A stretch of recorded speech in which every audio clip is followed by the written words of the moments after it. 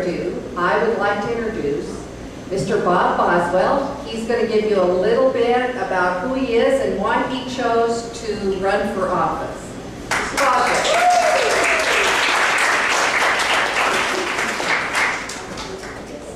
Thank you, Nick. That put me down. Try this one here. All right, can you hear me? Yes. All right, very good.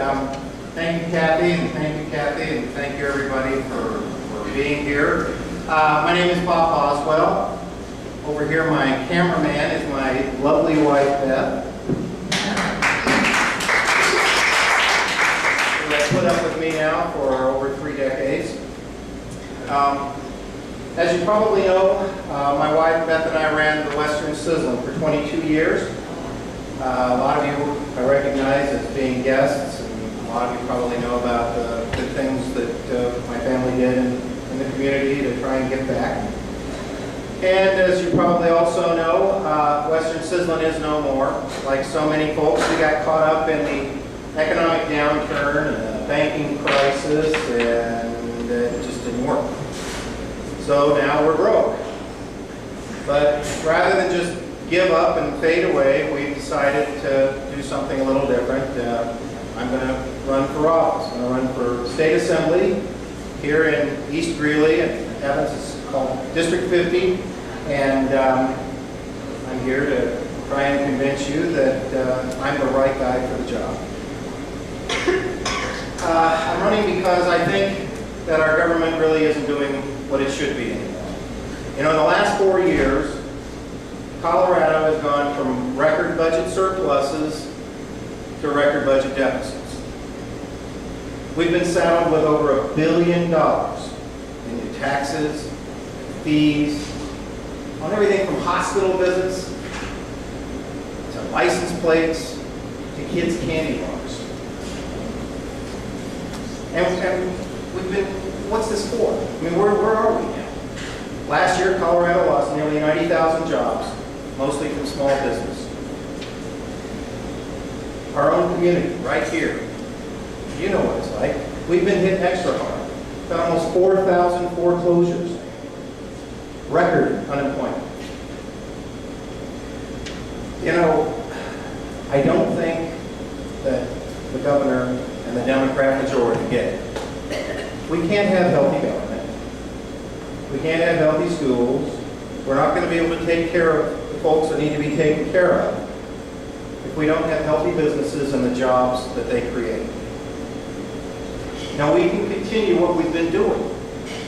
We can continue to let our politicians take our money and make sweetheart deals behind closed doors with their powerful friends. Or we can admit that maybe that just isn't working all that well for us. That maybe government can't just promise everything to everybody. You know, we live in Weld County, and we're really lucky. I mean, Weld County is one of 4 counties in the United States that doesn't have a local tax. It's got a balanced budget. It's got no debt. When we need things in Weld County, they plan for them, and they pay for them as they go. And most importantly, we have top to bottom reviews of every county department regularly to see how to save more money. So I ask, why can't we do that at the state? Now you listen to these guys down at the state and they'll tell you, oh, you can't look at 80% of the budget right off the top. I mean, it's fixed, it's mandated. Can't touch it, can't look at it. Well, nonsense. That's our money. That's your money. We have the right to see what works and what doesn't work. We have the responsibility to decide what we keep and what we get rid of. Everything needs to be on the table. Our politicians, they seem to act like this is some kind of crisis about funding state government. Let me hold this so I don't fade down. They seem to think this is a crisis about funding state government. Well, it's not. It's a crisis about us. We all live here, not just their special interests. And some of us are getting pretty tired. We're getting tired of these guys living the good life and telling us who are just out here scratching out a living that if we just scratched a little harder, if we just worked a little harder for them, everything would work out just fine. Well, I don't think they're bad people. I just think they're out of touch. I think they're in love with what government does for them. And I think, frankly, they're not willing to put aside their own interests and take care of our business. So I say it's high time we hire someone that would. How about me? You know, I think that before I go much further, there's going to be a question that a lot of people are going to want to ask. So I'll just answer it right up front. You know, Bob, if you couldn't run Western Sizzle, why on earth would we want you to run our business? Well, for 20 years, we ran Western Sizzle very successfully. As many of you know, we gave back a lot more to this community than we ever had to because we were grateful for what you guys did for us. We raised our family here. We're raising our grandkids here. When the economy turned against us, I was so emotionally involved. You know, I knew just any minute, we're going to turn that corner. Something's going to change. It's going to be better. Who knew the financial end of the world was coming? So I couldn't stand back and just make objective business decision. I mean, when do you look your friends, your employees in the face and say, you know, I'm going to cut my losses. I'm going to quit digging this hole any deeper. And you're going to have to go find some other way to feed your family. Well, that's a lesson I had to learn the hard way. And it's a lesson I don't think they understand at all at the state legislature. So I say, who better? I've been bloodied. I'm no fan of big government. I understand that overspending, overpromising, and overtaxing has gotten us into this mess. And now I'm supposed to believe that these same guys that overpromised us into the mess are going to get us out of it? I don't think so.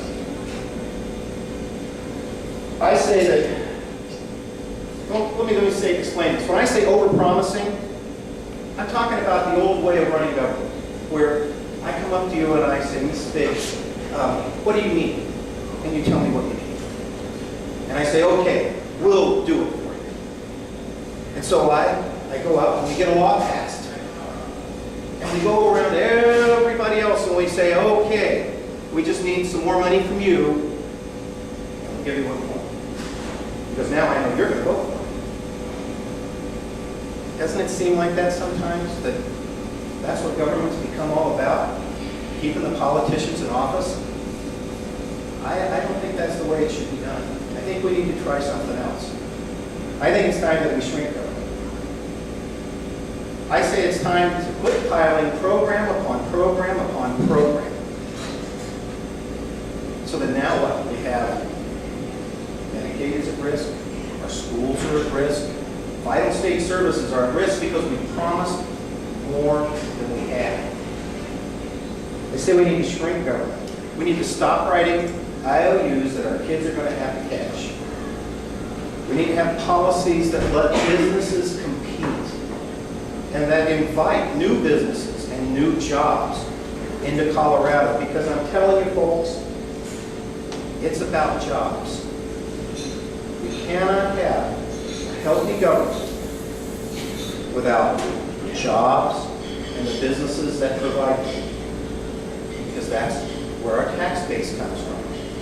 You can't have a healthy government with an eroding tax base.